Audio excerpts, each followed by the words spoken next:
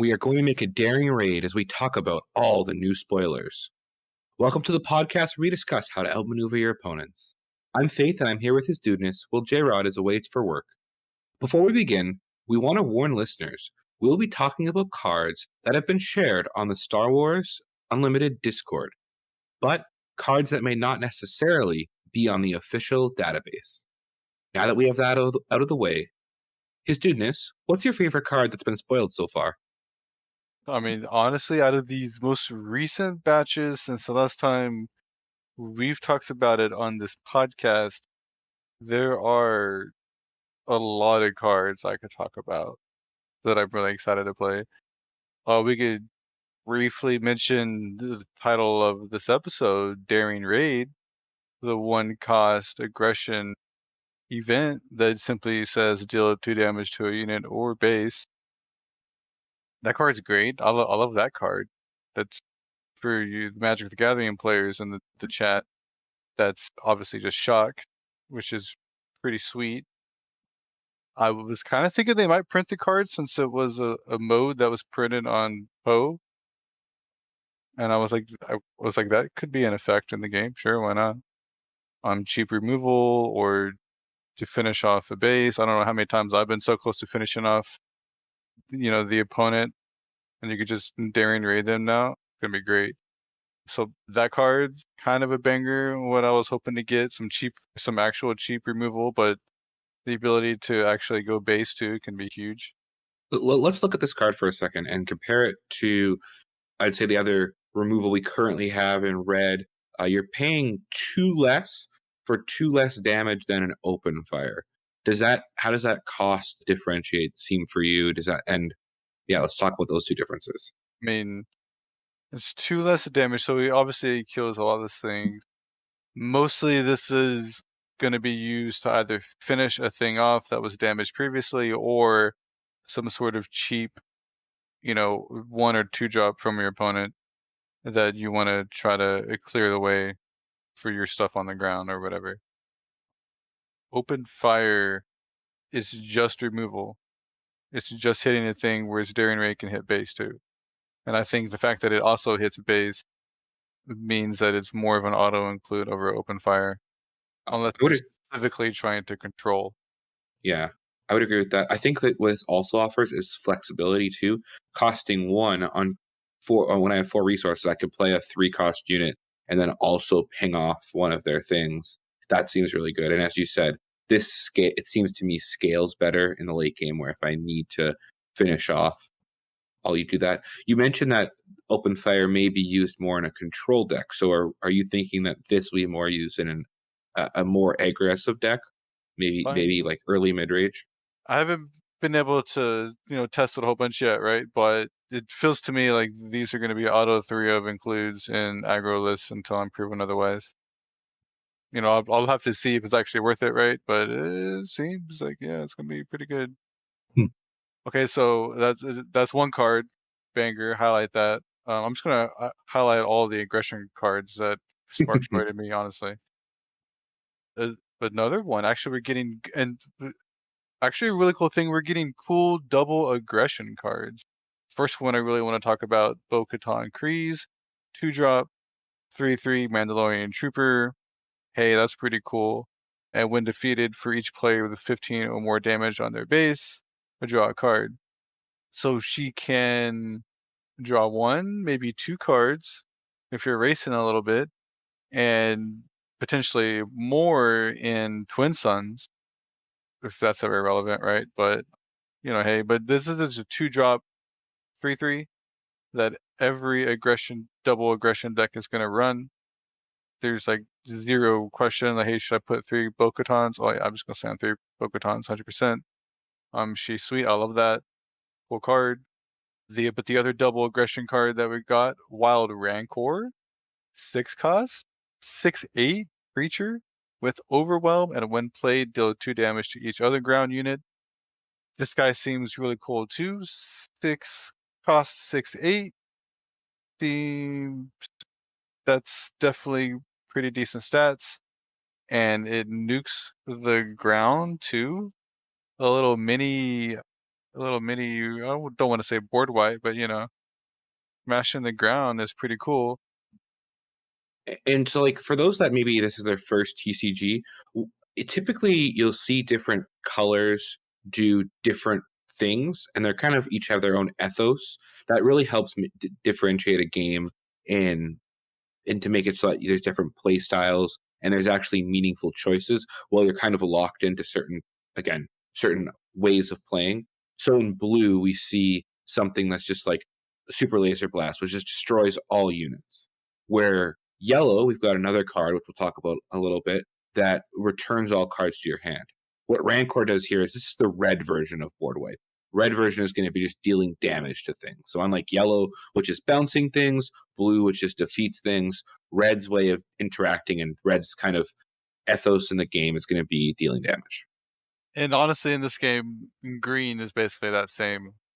Maybe this set capturing, as we're going a little bit capturing perhaps is green has a bunch of, but also at least that one, it was also damage for green. Yeah, something like an overwhelming barrage. In this set, maybe finalizer, yeah, has that capture mechanic. Uh, Capture and the I think take captive, the what's the something authority, the 2 drop, law is it lawful authority? something authority, I can't remember it off the top of our heads. But yeah, the green definitely is getting captured. There's the discerning veteran, Yeah, the 5 drop 3/4 that captures. yeah. But we're way off topic now, and I can't remember what we were talking about at first. We were talking about how great Rancor is, and we were just talking about it, the way that it deals damage when it enters That play. it deals damage and talking about the way the different colors interact with the board. And this Hmm. is definitely Red's way of interacting with the board, he's just dealing damage, and so he's pretty cool, 6/8 for 6, but the other major card that really sparks joy, among others, honestly, but we could just talk about the Han Solo leader, right? He's the final heroic leader to be spoiled. He is obviously aggression. His front side lets you, as an action, exhaust him and then play a unit from your hand. It costs 1 less and you deal 2 damage to it. So that's just a great way to get cheaper units or get more units onto the field. Getting more expensive units onto the field for cheaper. I mean, just we were just talking about the Wild Rancor. He's a 6/8. Well, a 5 mana 6/6 is still pretty good. That also nukes the board. See Poe. Poe, a 4 mana 6/4 that does the things that he does, also still pretty good. So his ability just seems great. Anything with the grit, obvious synergy comes into play. This delta damage immediately that you most likely are wanting to deal in the first place. Is there any grit cards you can think of in Red Hero that spark joy for you? Yeah, I mean, Gorilla Attack Pod's the obvious answer. You get a 6/4, 5 mana 6/4, and it potentially enters play ready, even though in my brief testing with Han Solo so far, on that 5 resource turn when you can make this play the first available time, it's really hard to have 15 damage in the base at that time. Like a lot of times I get them to like 13 or 14, and it's like, they don't, it doesn't actually come into play ready. It's a little bit of a bummer. So this is But where I think an important thing is actually his flip side. So his undeployed side is just a tap ability, so it can only be used once.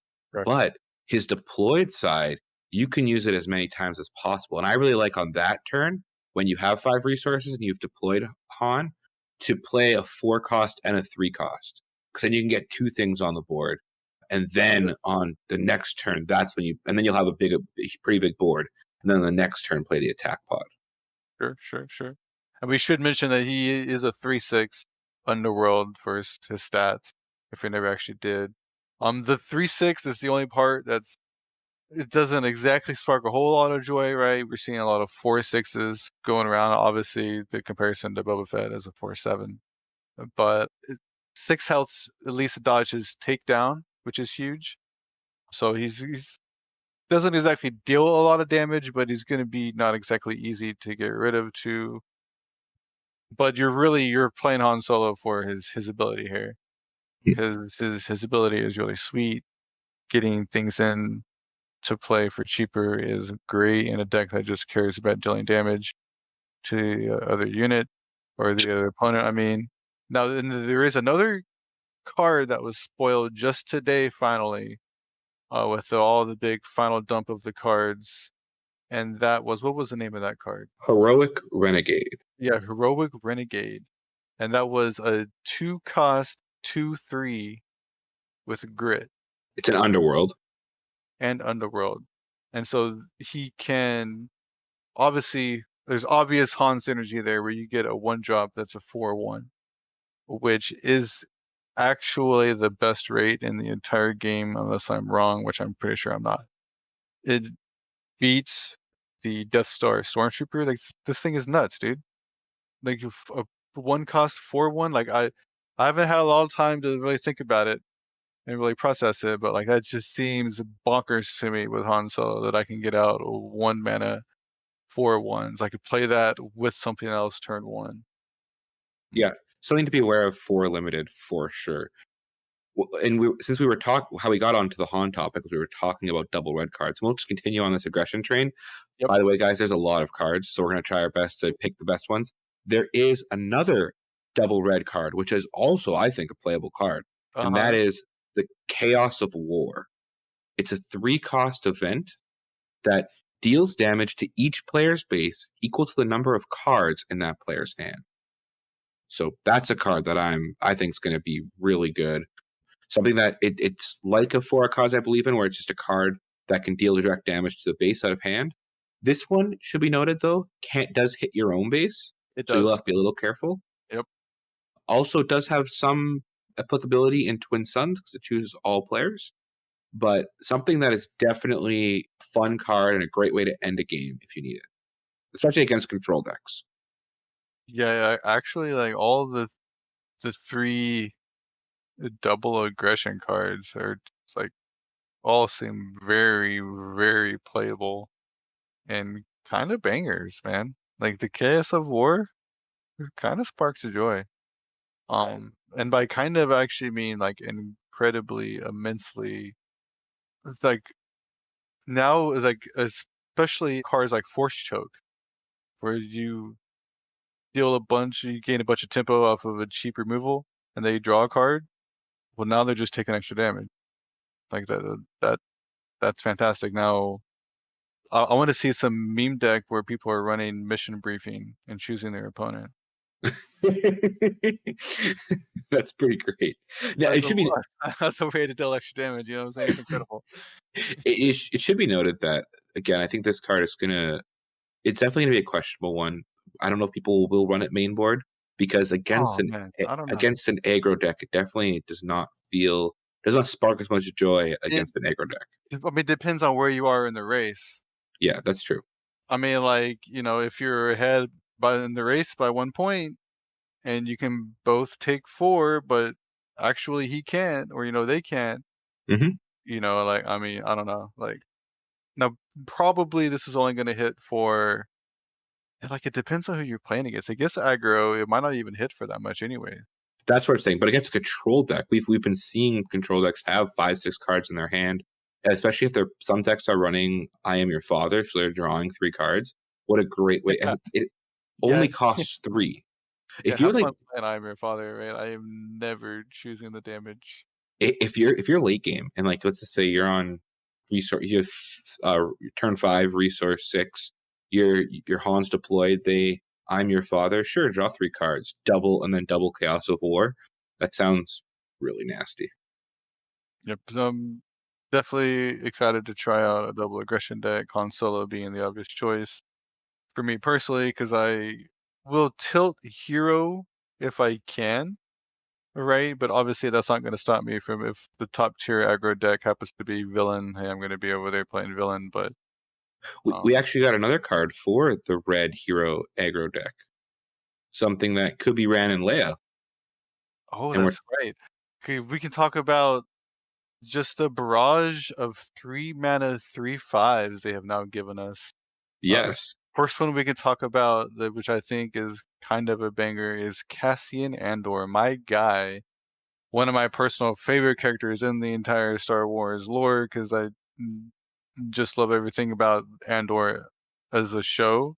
I thought that show was a banger, and so I have a bit of attachment to the character here because of it. He's, like I said, 3 mana, 3/5 rebel. He has a smuggle for 5 cost, and when played while using the smuggle, you get to ready the unit.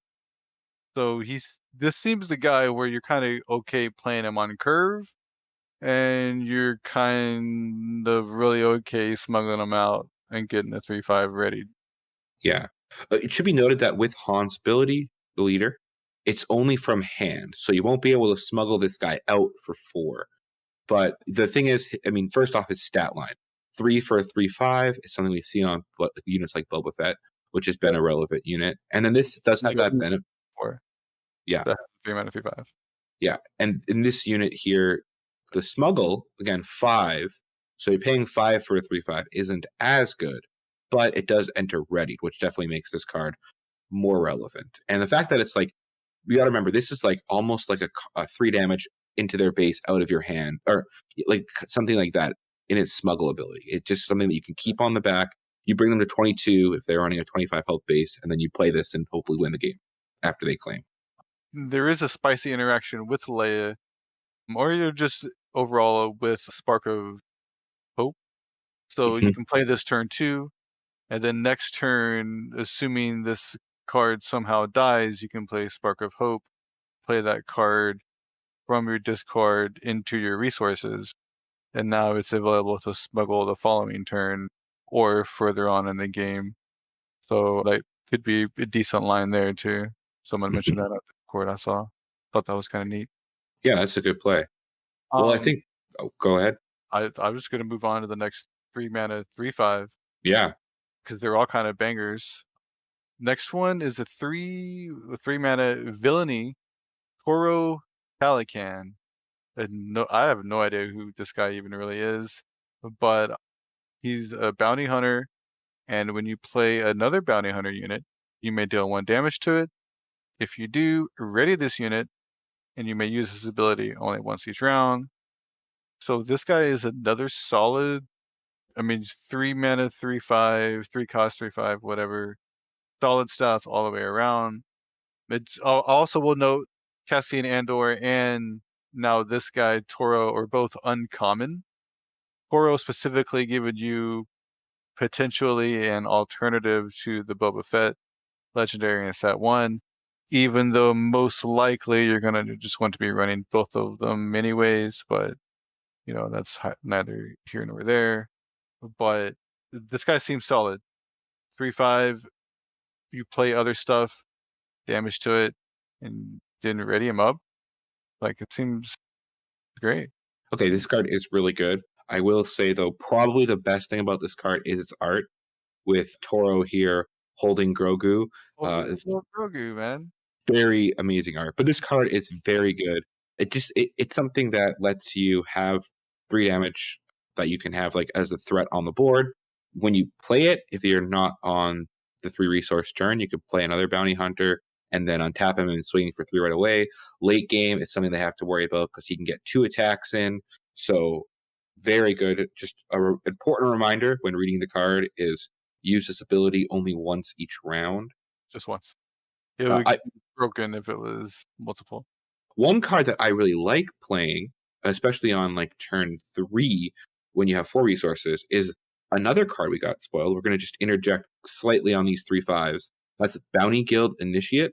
It's a 1 cost 1/2 bounty hunter. When played, if you control another bounty hunter unit, you may deal 2 damage to a ground unit. And why I really like this is with Toro is the 1 damage you put on him won't defeat this 1/2 boy, and then you also get to ready Toro, so he's going to come in for 3. And Yep. that 2 damage you get when you bring him in is really good. That's something that you, especially like I'm thinking you might be playing with a bounty hunter strategy, like a bounty hunter strategy where you're trying to get bounties off, and so it's going to deal 2 damage to potentially defeat that bounty, but it also just going to weaken something, take out a lot of some turn 1 plays. It costs 1 resource, so if you like Greedo turn 1 and then this turn 2, that could be a lot of early damage. So something that I'm really interested in, and it's aspectless as well. So I think it'll be I think it'll be really good in limited, and I'm excited to see its use in constructed as well. It definitely seems to combo really well with our boy Tora. That just seems like a great combo. Because like, I mean, a 1-2 is effectively the same thing as a 1-1 for almost all intents and purposes. Yeah, exactly. What about the other 3 5s that we got? And then the last and final 3 5s that I think are kind of a banger. This one is a cunning heroic card, the Liberated Slave. 3 mana, 3/5. Once again, this has a Fringe, Droid, Twi'lek, and Wookiee tag. So, and in the artwork, it pictures all four of these characters, wielding some sort of makeshift weapons, in their uprising or whatever. And those tags are kind of the Wookiee tag is the only thing relevant this set, but eventually those will be more relevant as we get more and more sets deep. Droid next set for sure in set 3. Is there even Are there any droids in the Star Wars lore? 0 droids actually? Z- Zero Uh, droids. is there actually a fringe, is there a fringe matters card? There isn't, right? Not currently, but you imagine there will be. Yeah, I mean, eventually, right? But I mean, you're getting to 3 mana, 3/5. It's common, so this card is a straight banger in draft, I think, unless I'm just straight wrong, but I don't think I am. This card seems like a very reasonable pick in draft, This is a and, card I um, could see getting reprinted a decent amount of times. It's just a basic, but it has those tags, which I think we'll see a bit. it's cool, and then Hero didn't have a 3 mana 3/5, and now they do. Now they have 2 of them, 1 at uncommon and 1 at common. So, I mean, that's cool, I guess. Yeah, I'm kinda okay with that. yeah, and I think the obvious thing we can see here again is Wookiee trait, and so we're looking at there's now cards from basically the cost 2 all the way up to 8 in constructed that are going to have the Wookiee tag. So that's really interesting. In limited, I'm just thinking in set 1 we've got Chewbacca, which is the 5 cost. Is there a 5 cost? I'm not sure if there's a 5 cost Wookiee off the top of my head in this. I think there might be actually. But yeah, so a lot of Wookiees that can be played, and this is one of them. So, I mean, Digging honestly, I just wanna briefly highlight, this is a common in Yellow Hero, and another common that was revealed today in the final dump of cards was another common Yellow Hero card, Principled Outlaw, which is just a 4/4 underworld with on attack, you may exhaust a ground unit, and it can smuggle in for 6. And I this guy seems like he's gonna be really annoying to deal with. Just tapping down, exhausting a unit when he attacks. I mean, 4 mana 4/4 isn't exactly fantastic, but it's by no means bad. And the some ability to exhaust even a leader, you can just leave him up and waiting for your opponent to deploy a leader, and you can then also ECL him in. sure. I mean, yeah, I mean that's you can ECL in anything, it makes it great, but Yeah, but if you like ECL this takes out one of their other things, and then you also tap a different thing down, but that could it be really really good. but I really brought him up because those are both really strong common cards available to Yellow Hero, Sure. and this combos very well with Finnick, Yeah. right? Because she can ambush in 4 costs, right? So there's a great combo there. There's a really Yes. strong 3/4 curve. I mean, Finnick obviously requires 5 if you wanna ambush it, but, Yeah, uh, yeah. I those are both pretty cool. I just kinda noticed that. I like it. Yeah, Cool. no, that sounds good.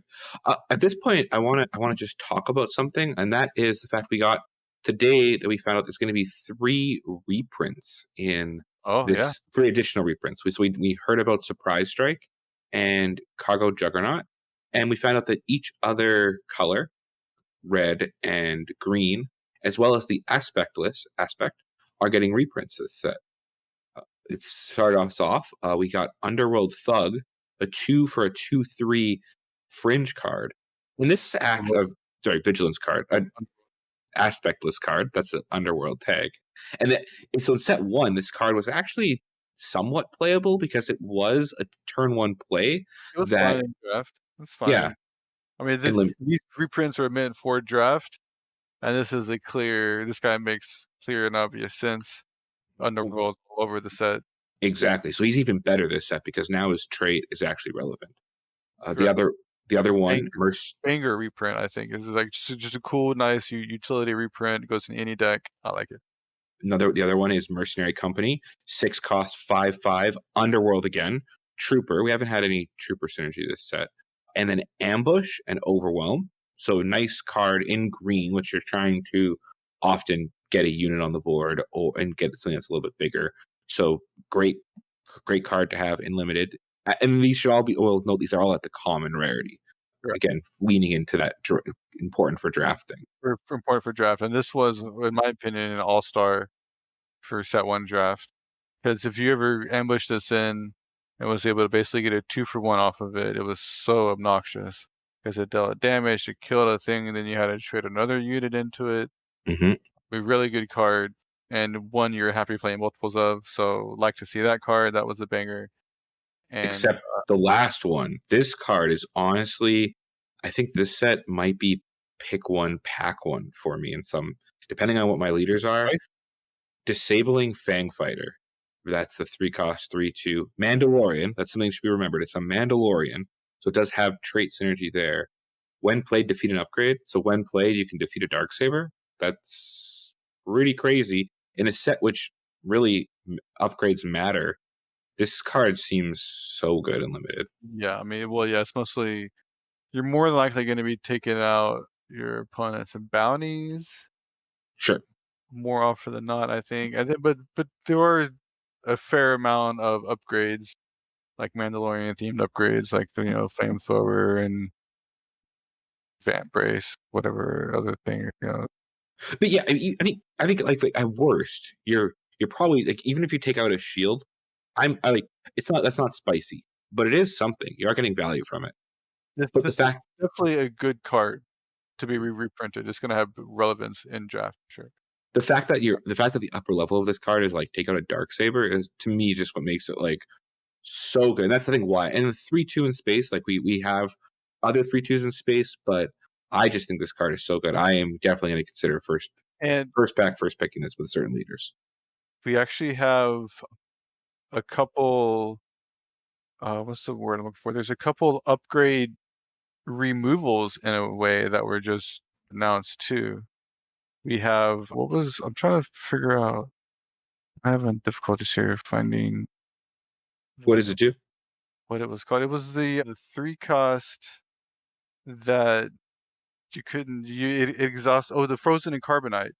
Yes. Yeah, frozen carbonite, exhaust it and then you don't ready up, right? It's effectively, a pacify. You don't get to use this unit anymore. Yes.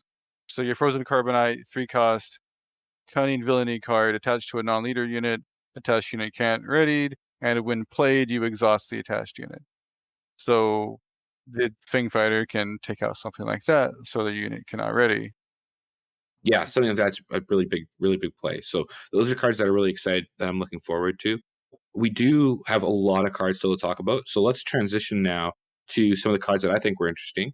I really liked to see this is kind of another draft card, but something that I think was really interesting. The Super Commando Squad, 5 cost, Vigilance, Villainy, 4/4 Imperial Mandalorian Trooper. It has shielded, so when you play this unit, give a shield token to it. And then while this unit is upgraded, it gains Sentinel. So I think Shield Sentinel boys are great, first of all, and you're getting one right here. The Sentinel does drop off when it's not upgraded, clearly, this card though is looking and meant for Gar Saxon. The Imperial Mandalorian traits kind of give that away. And Right. so when you're playing it in Gar Saxon, it's 5 for a 5/4 Shielded Sentinel, which is really strong in my opinion. And there's going to be cards in this which are going to you're going to find ways to give it other upgrades to get that extra bonus, and then also give it Sentinel.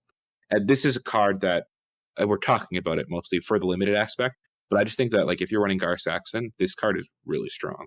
And I think even without Gar Saxon, it is still a 5 for a 4/4 shielded sentinel. The next card I want to talk about is we did get our second leader that we got spoiled, and the last leader that we got for set 2 is Jabba the Hutt. And I think with Han is probably my favorite leader in set 2. and I think Jabba is my second favorite leader in set 2. Jabba has a his undeployed side. He's command villainy, and he has an action to exhaust it. Choose a unit for this phase. It gains bounty. The next unit you play this phase costs 1 less. So regardless of the actual bounty itself, the fact that it's a leader that can just give free bounties is really interesting. Some of the cards there that I'm thinking of, probably the biggest is Chrysanthemum, because it just enters ready for free basically. And the other one would be like Jango Fett, because you're giving a free way to give a guy bounty. So when Jango Fett swings, he's gonna get the stat buff, probably kill that unit to draw a card, getting overwhelmed. And so those are the immediate, instant, interesting parts about it. Also, the bounty itself, making one of your units cost 1 less. Now that when you do get something to take out that unit, you're now being able to play something a little bit stronger. And there's 2 cards in particular that work really well with this, which we'll talk about very briefly, very soon after we finish talking about what happens when you deploy Jabba.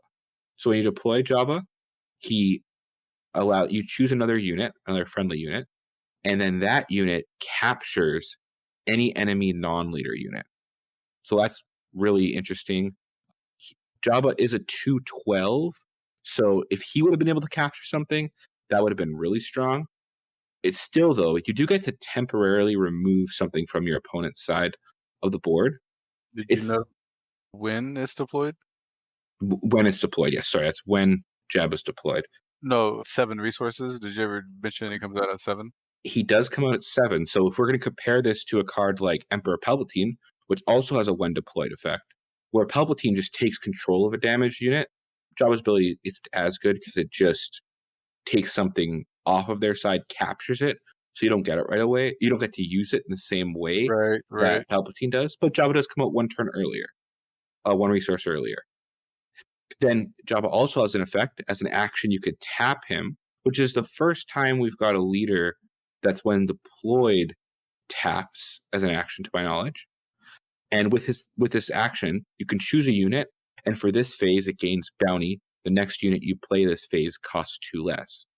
It should be noted that both these bounties can stack on top of each other. And so if you have 7 resources untapped, you tap Jabba, give a unit a bounty, you then deploy him, tap him again, give him the second bounty, and you're able to kill it with another one of the units you already have on the board. You then have access to 10 resources for a unit you can play, the 7 you have, plus the 2 bounty triggers. So that could be like a devastator on potentially turn 6, which is really good.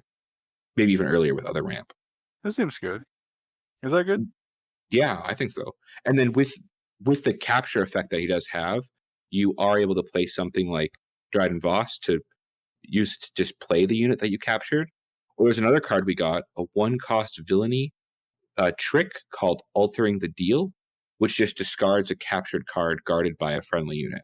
So that is a way to kind of have some removal after the Yeah. unit you captured, not have to worry about it coming back into play.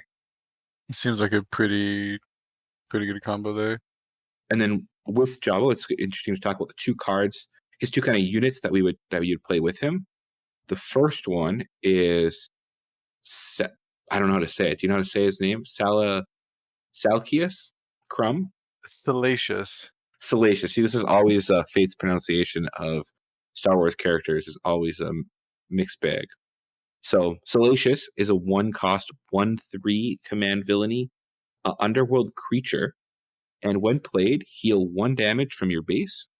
And then he has an action to exhaust him, and you return Salacious to his owner's hand, and then you deal 1 damage to a ground unit. So we can instantly see the combo there. Jabba's effect bounty makes so that one of your units costs 1 less, and Salacious costs 1. So that's basically free, That's free value. and something that's, I mean, being able to heal a damage from your base is not nothing, and being able to deal something to one of your opponent's ground units, also not nothing. Also not nothing. And then the other unit that is going to go perfectly well with Jabba the Hutt is a Rancor. But unlike the first Rancor we talked about, this one is Jabba's Rancor. It is a 8 cost, command villainy unit. That's a 9/9 underworld creature. If you control Jabba the Hutt as a leader or unit, this unit costs one less to play. So first off, if you're playing Jabba, who deploys at 7, this card does cost 7. So a great target to put that captured card on. And then Jabba's Rancor also has a when played and on attack trigger, which is deal 3 damage to another friendly ground unit and 3 damage to an enemy ground unit. Should be noted that unlike Death Trooper, this does not have to target itself because it's another friendly ground unit. Yep. So if you don't have one, you just don't have to deal that damage to yourself. That's Um, value. so very interesting.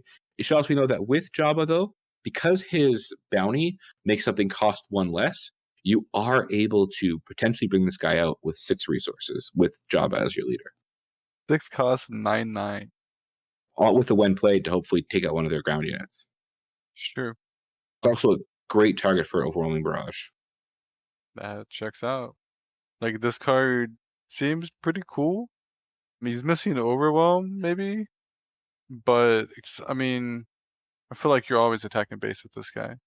Yeah, Unless one it's thing like to know, or something that you just really wanna take out for a reason.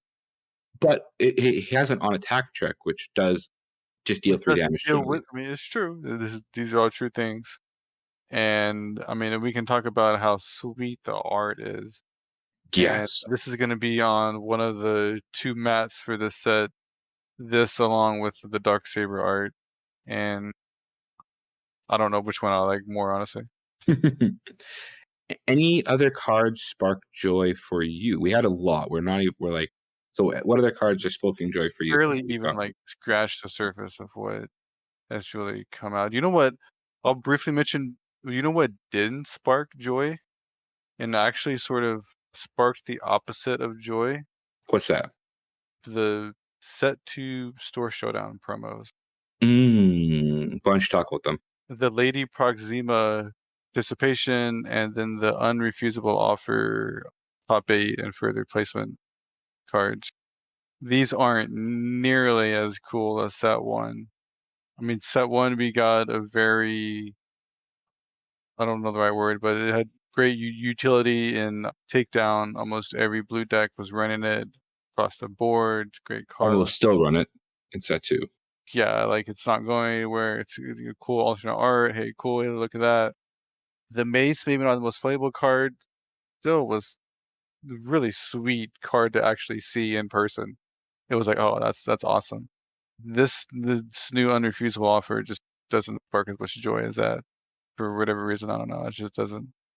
It's fine. It's cool. It's doing the little meme shrug. I get it. But it's got this is the picture of the maybe right from the maybe dot gif. But I mean, I don't know. It's just this wasn't as cool as set 1 to me. It just didn't. I don't know. But I don't want to spend too much time on that because it wasn't very cool. It did. One thing I Go ahead. No, go ahead. One thing I will want to talk about that is I do kind of hope in the future, just comparing these 2. The problem with the Mace one, in my opinion, is it really just made Mace like, I don't know, it just brought the value of Mace down a lot. And as a legendary, if I like when I was opening my set 1 packs, if I opened a Mace because I knew the Mace was coming and you were getting so many copies of it, I was definitely like, all right, like it was fine, but I'm like, I'm gonna get so many Maces. Hopefully, at least, and I did end up getting at least over a playset. I do maybe hope that in the future with these Star Showdown cards, that maybe the top 8 card or the top 4 and top 8 card are maybe rares, and then maybe for the champion and finalist, or even the champion, then those are these really cool legendaries. Again, not cards that are unique, but we're just Yeah, talking about reprints. but then it kind of enters in territory where now those are even more sought after, and making the supposedly a casual event even more try hard, sweaty. That is a problem, but I guess like the counter for me is then it would at least make me opening that legendary not feel bad, Sure. and it's not like you don't have, it's not like it's a unique card. Yeah, It's a card that's a reprint. I don't really know what the correct answer is, but I just kind of wanted to. Yeah, My initial thoughts were like, oh, doesn't seem very cool. yeah, that's fair, Um, and I would agree with that. they did spoil some showcases. I don't want to spend a whole lot because this is an audio podcast. We're talking about visual things here, but I mean, most of them look pretty sweet. I mean, I think the Jabba the Hutt one is one of the better ones personally. I think that one is like that person nailed that art for Jabba. Yeah, I mean, they're cool. I'm not a showcase guy. Unless I open it, I'm never gonna have one, so it is what it is. But, I mean, other cards, I wanted to talk to some of the ones that actually were revealed, like, actually today. We got to see the final art on all of the bases. Those are cool, I guess, you know? We actually have a Jabba's Palace base, which is always cool flavor-wise. We actually confirmed, circling back to showcases, we got the Moff Gideon. So Moff Gideon and presumably Mandalorian are showcases within booster packs. And I wonder if that was one of the changes from set 1 boosters, 'cause, Jim or somebody mentioned in a stream that there was a slight change for set 2, and, like, maybe this is it, you know, just the starter leaders are now showcases, Yeah. because I can't see any other difference between any of these boosters, right? I think if there is gonna be one, they might talk about it on this upcoming Wednesday, and 2 days after this podcast releases, they're gonna be doing a draft stream, and so maybe we'll find out if there is any other changes, like with hyperspace rarity or something along those lines. We might find out about that in that stream. I mean, yeah, the speaking of draft, one of the final common hero aggression cards, the Desperado Freighter, 5 cost, 5/6 underworld space unit. Like, he's just a vanilla big boy, but, like, a 5 cost 5/6 is kind of alright, and this guy seems like he's gonna be a solid draft card. I love the art too, this particular Mhm. spaceship art is pretty cool. I And do with wanna Han Solo, you get a 5/4 in space, which I also think is pretty good. yeah. So, I mean, I don't Han Solo could be pretty good in draft too, which I'm kinda hyped for that. I want to circle back. We talked about how blue has a wipe spell, red has how they do wipe spells. Yellow, we did get the card Evacuate, which is a 6 cost cunning tactic. It's a legendary that Sure. returns each non-leader unit to its owner's hand.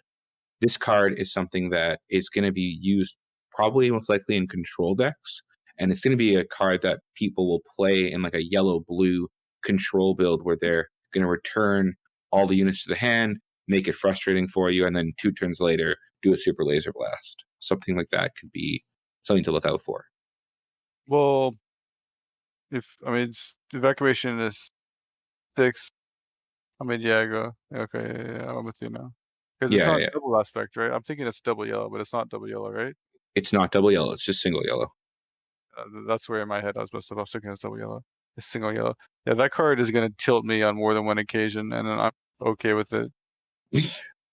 And then another card. I'm always drawn to the double of the same aspect cards. So something like an Enterprising Lackeys, I think is really interesting. Double command. It's a 4 for a 5/5 underworld. When defeated, you may defeat a friendly resource. If you do, put this unit into play as a resource, and then it does have a smuggle cost of 6 double green. So it's just something that's going to let you have like basically an infinite creature. 4 for a 5/5 is pretty good on curve, and then even paying 6 for a 5/5, well, not great value, basically just keeps replacing itself. We didn't nearly get to all the cards, so Dudeness, is there any cards that you want to finally talk about before we wrap up? Honestly, no, there's too many. Set 2 is gonna be a banger, guys, I think. Set 2, it's going to be a banger. So we'll talk more about cards next week. We got J Rod. We do get information from that draft stream. Hope everyone enjoys the new spoilers that are out. Start crafting some deck ideas, and yeah, we look forward to seeing what breaks down in the meta, what ends up working, what ends up not working, and let us know in the comments which card you are most excited to hear from.